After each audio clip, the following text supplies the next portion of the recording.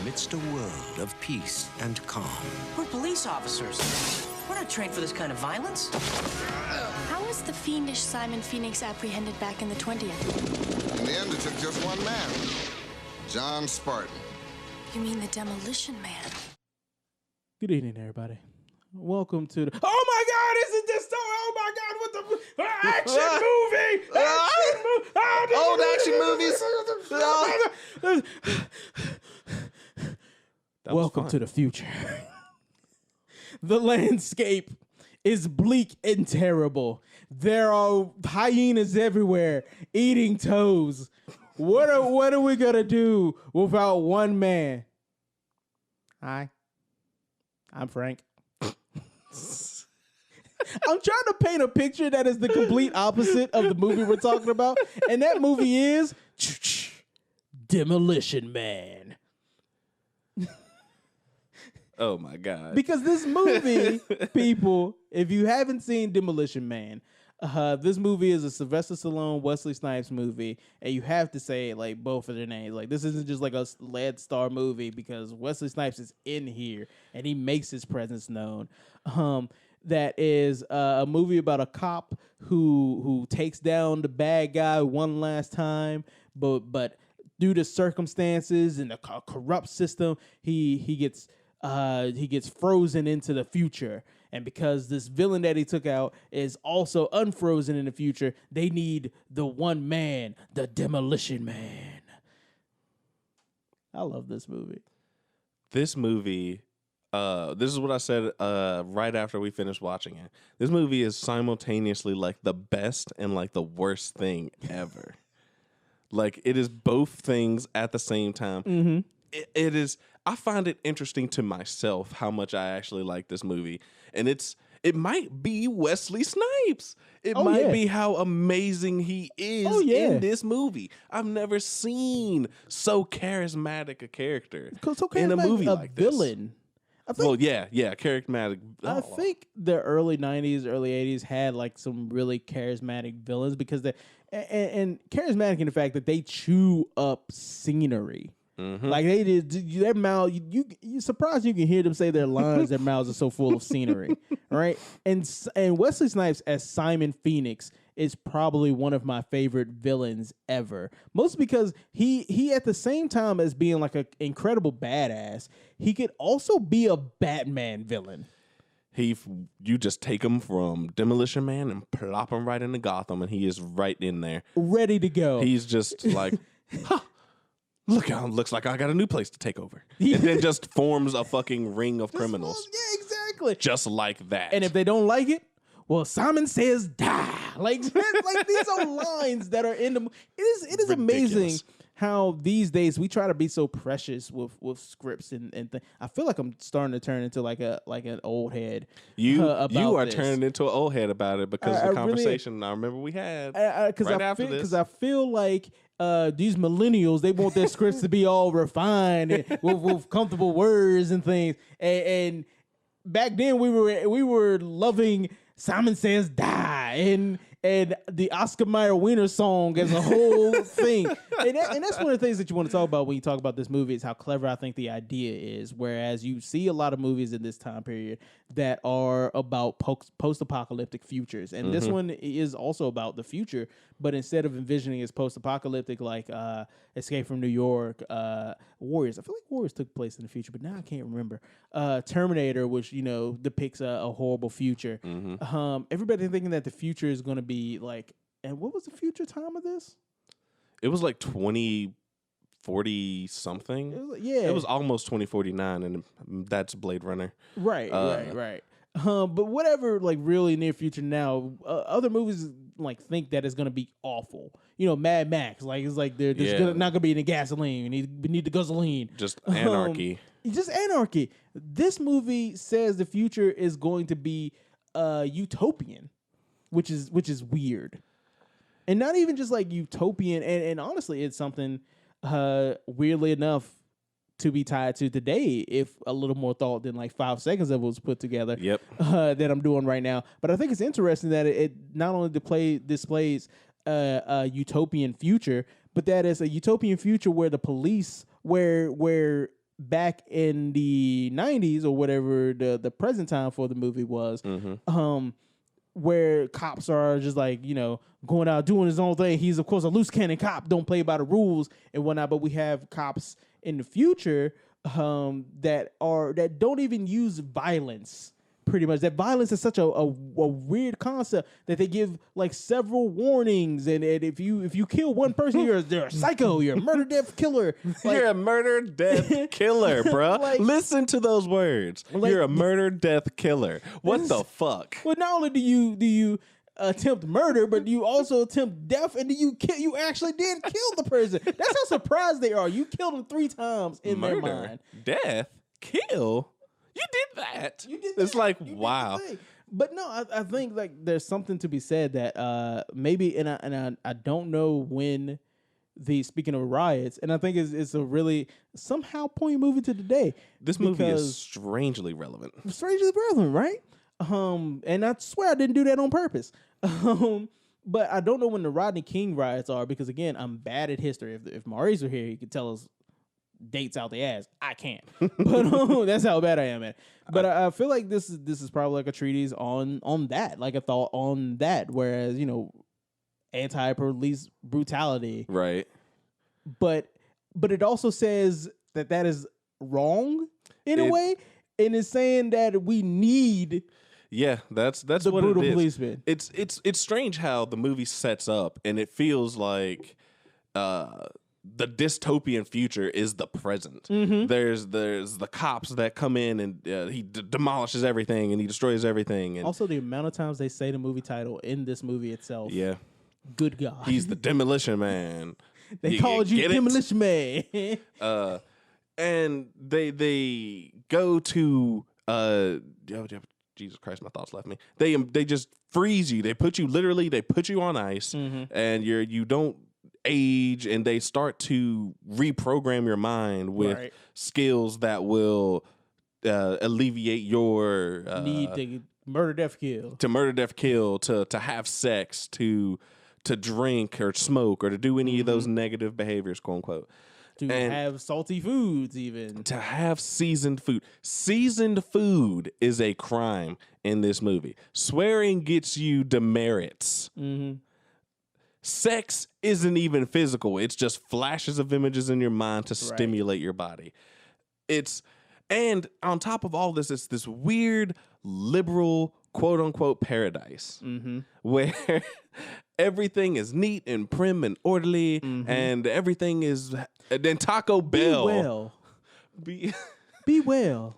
Enhance your calm. Enhance your calm is my favorite thing about this movie. And I don't think this. I think it's just like your word saying that like it's a liberal paradise. I think this shows how cyclical time could be, because whereas today it's a liberal paradise, today it's probably like a beatnik paradise. A flower child paradise. Be well. Yeah, man. Enhance your calm. Like, it's probably like one of those movies saying like stuff about the hippie.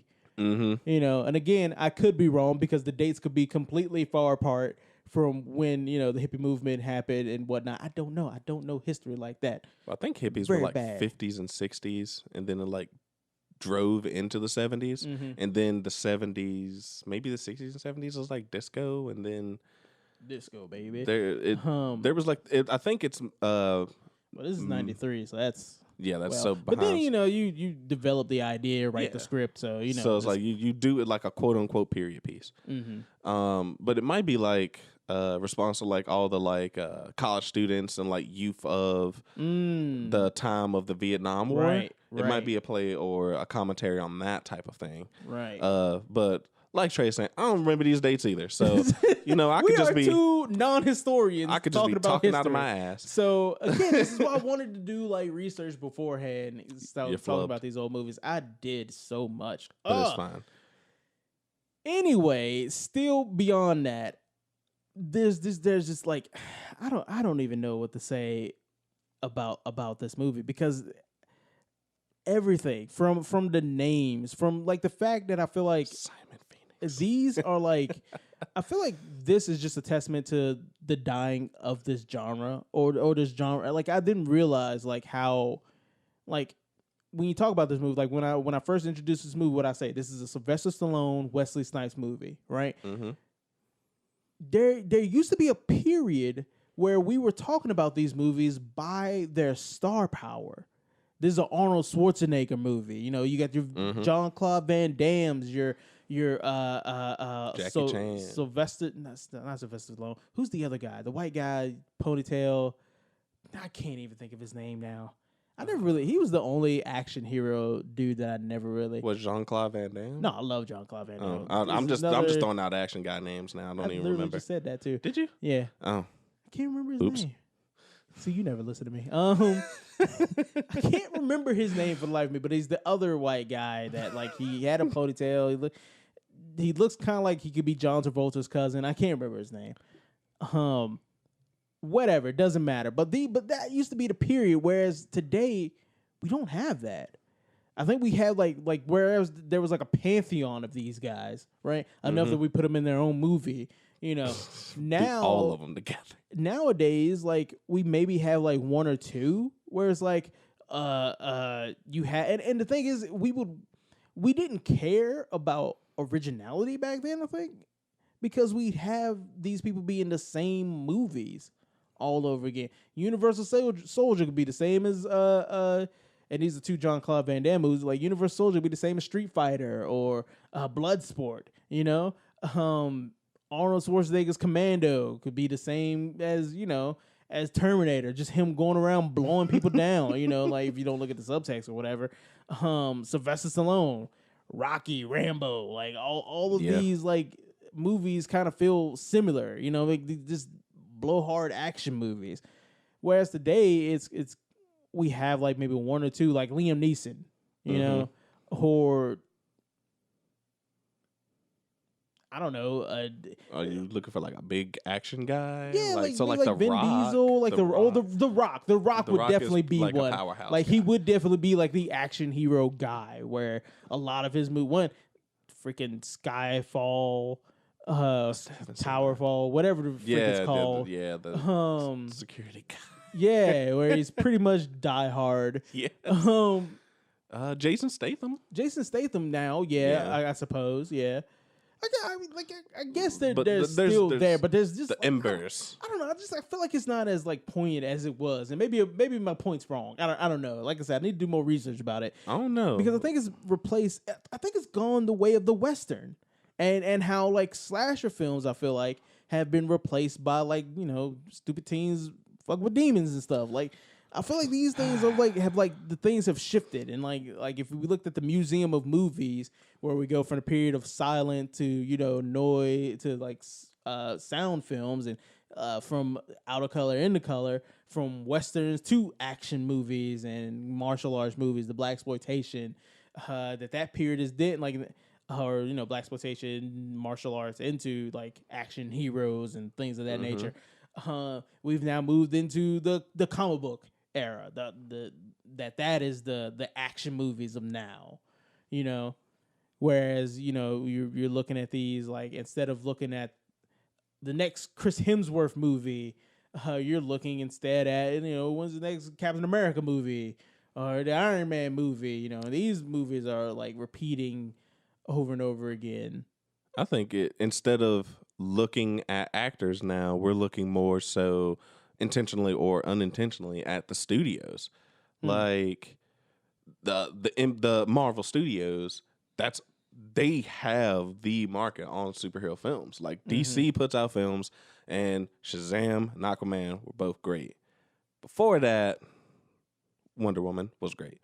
Before Wonder Woman, I was not feeling it. Well, the Batman films, the Christopher Nolans. Right. So it's like they're sparse and they compete, but it's like now everyone is following that Marvel formula or trying to find their formula. Well, for what you're saying is that it's more studio based rather than like actor based. Yeah, and then you have like Blumhouse. They do horror for you know, 2 cans and a string, and they give you something that is honestly, in my opinion, good most of the time. And it's like if I see Blumhouse or A24. A24. Marvel Studios. I'm going to be like, yeah, I'll go check it out. Right. Like without even really thinking about it. And then after doing, watching the trailer, looking at who's in it, I might get more or less excited. I feel like that thought's not complete, but I feel like there's something there. I feel like there's definitely something to that.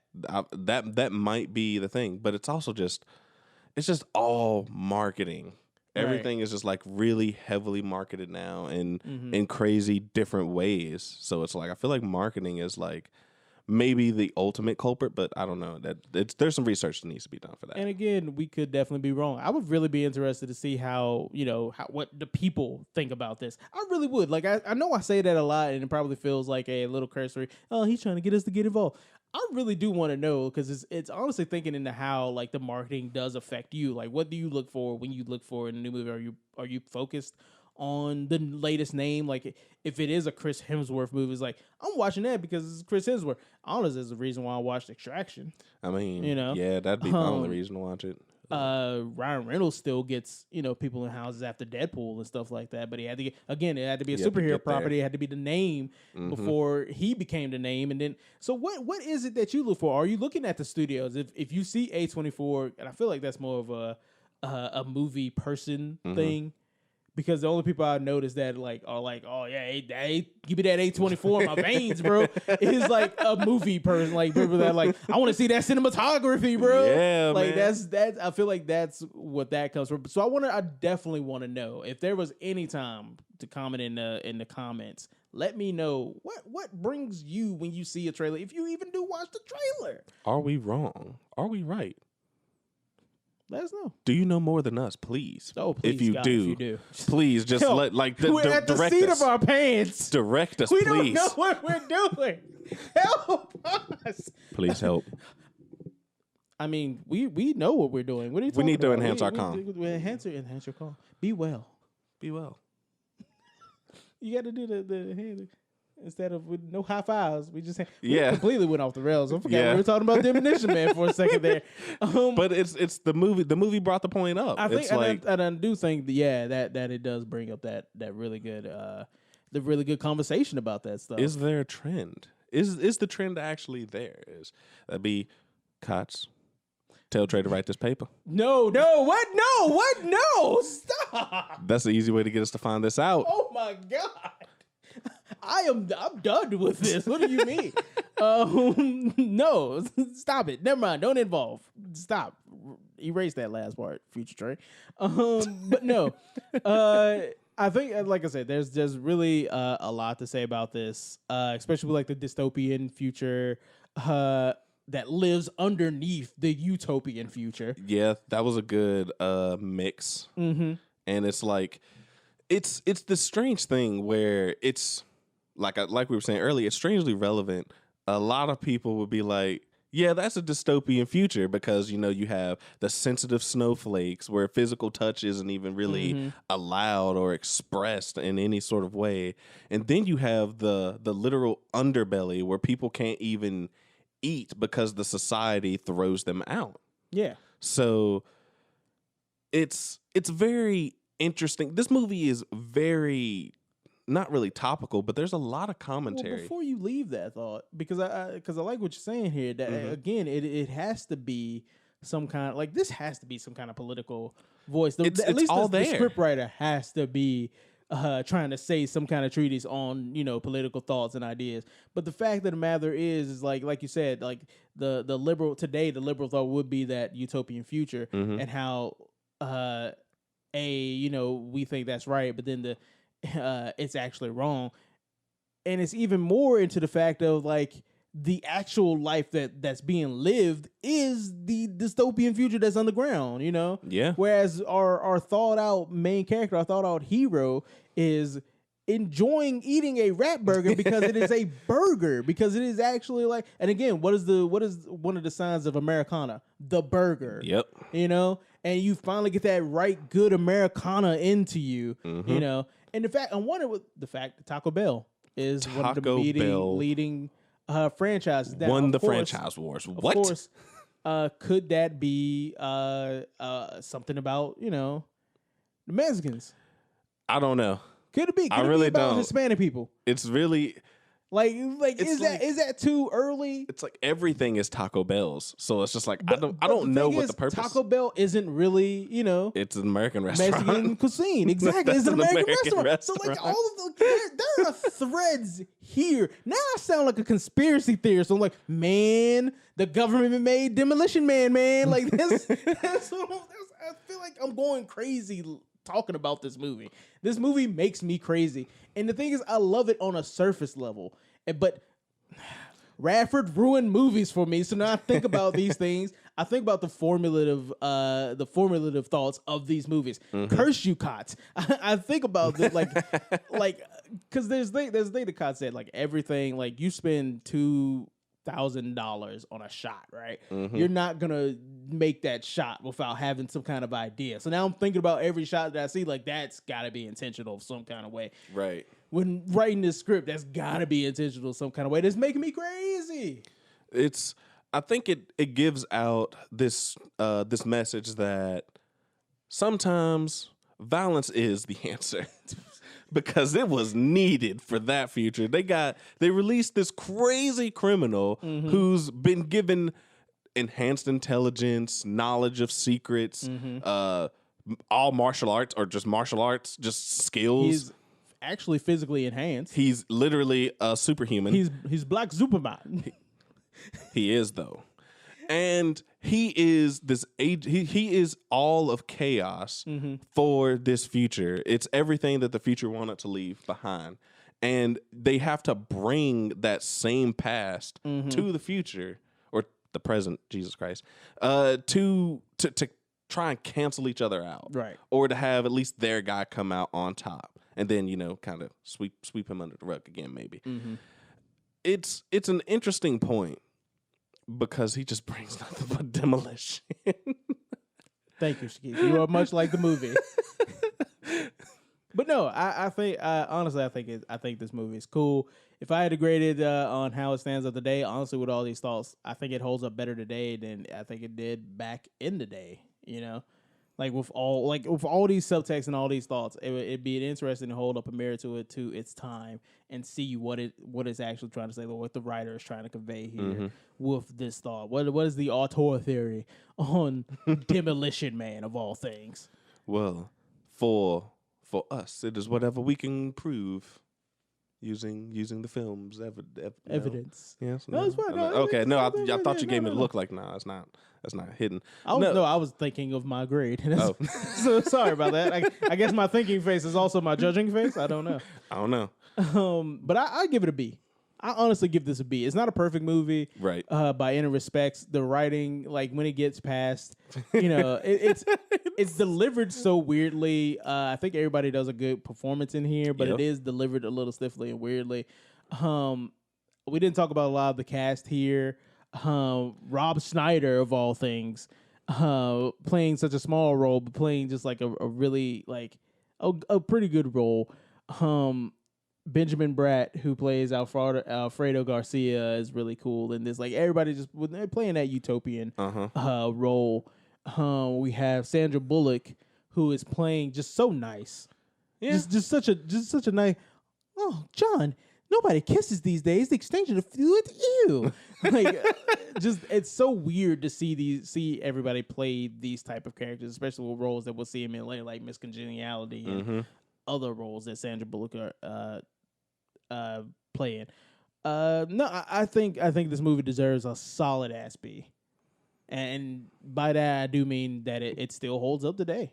Yeah, I agree with you here. I think the before I give my grade, one small issue that I have with this movie is towards the end, after Simon Phoenix kills the guy, or is able to kill the guy who brought him back, and the savior of this utopian society. Which I really love the thing, because Futurama did this too in an episode where Simon Phoenix can't kill him because he implanted it in his mind. He's like, I'm gonna shoot you now, and he's like, I can't shoot you, and I just but I really wanna. What's up with that? Like, I really like that.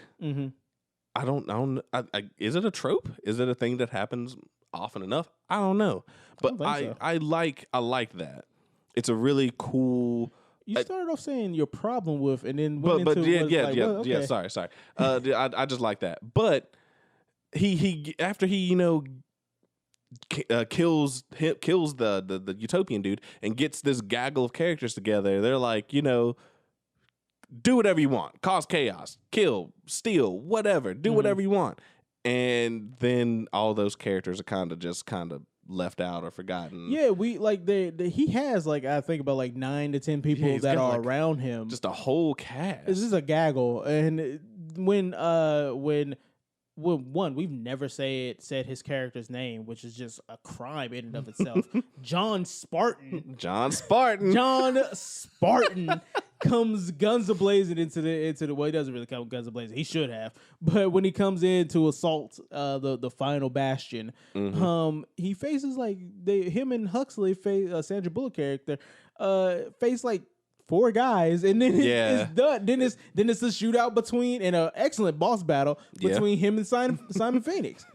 Like, where did those other guys? I mean, maybe if this was like continue-wise, as I can see if it was continue-wise as like a TV series or in a sequel movie, one of those things. Like, this is a trope that has been used twice in the Marvel properties. Once in the start running of New Avengers, and once for Avengers: Earth's Mightiest Heroes, where we've released these criminals. We have to go.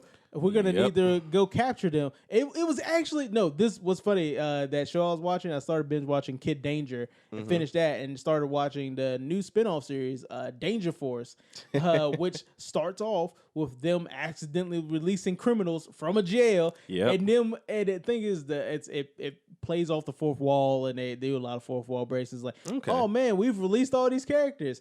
I guess it's probably take like a gaggle of episodes for us to capture and maybe have cool hijinks and learn about each other along the way. And then they just stop and pause and look at the screen like, huh? It's so like, this is a thing that I feel like could have happened with Demolition Man had it, got past its movie. I see that. But that's like kind of like the smudge on the movie. Like, aside from that, it is very ridiculous, very wonky, very crazy. The characters do really well. We didn't say a lot about them, but I didn't hate any of the characters. But I'd give this a whole. I want to give it like an A, low key. Yeah, we'll do it. What's stopping you? I don't know. So we don't answer to a school board. What's stopping you? Give it an A. You're right. I'm tenured. I'm gonna just give it a whole A. It's great. It's fun. It's stupid. But there is a message somewhere, maybe. Yeah, we can't find it. We've given a lot of theories that if we were in Costas' class, he'd be like, well, go find your evidence. But I'm tired. So we didn't. And that's our bad. But, maybe someday I will. Maybe I'll make a video essay about it. I mean, why not? I ain't got time. There's nothing but time now. There's nothing but time now. But so you thought what we thought. I mean, you know what we thought. How about learning about what people thought in the past? So this movie had a budget of 47 to 45 to 77 million, which is such a wide gap. Why is this still a range? Why is it a range? How does no one know what this is now? It doesn't even matter, Shakis, because it got a box office of $159.1 million. Definitely a box office success, especially if it's on the lower parts of that range. Yeah. Which, honestly, I think it had to be the upper part because they literally blew up buildings. All the time. Like, the opening of it is Los Angeles on fire. Yeah. And compositing wasn't what it was today. This is 1993. That building was actually on fire. So I'd imagine that it'd have to... bigger budget. Bigger budget. Side it had to be on the bigger side. I'm honestly surprised by that. Yeah. I'm really surprised that it actually hit. I thought this would be more of a cult classic thing. I've not heard this name mentioned outside of you. Same. Like outside of me, I've never really heard a lot of anybody- people talk about it. Yeah, Like this isn't like this isn't a Sylvester Stallone movie that people mention. no. They're gonna mention Rocky. They're gonna mention Rambo. This nah. This isn't a Wesley Snipes movie that people are gonna mention. They're gonna mention Blade, That's all I hear. Murder on 164th Street or whatever the other movie that he did. I've heard of that. You've heard of that? I have heard of Not that. Demolition Man. Not even close. Like, so yeah, I don't know. People, tell us what you thought in the comments. Please do tell us what you thought in the comments. Distributed by Warner Brothers. It is a superhero property. I'm done. All right, people. Later. Enhance your calm. Wrong screen. Shut up. Will be unleashed on a future that isn't big enough for the both of them. Sylvester Stallone, Wesley Snipes, Demolition Man. Thank you for listening to the podcast. Make sure that you check out the other shows that we have on the Facebook, the other main podcast that comes out every other Tuesday. Make sure you leave a like, share it with your friends and your family. Go check out our YouTube where we have content from other Production 1200 works. And make sure you follow us on the Instagram. We post sometimes there. We'll do more. We'll try. Maybe. Like us on iTunes podcast, rate and review. Give us them 5 stars. And we'll see you next time.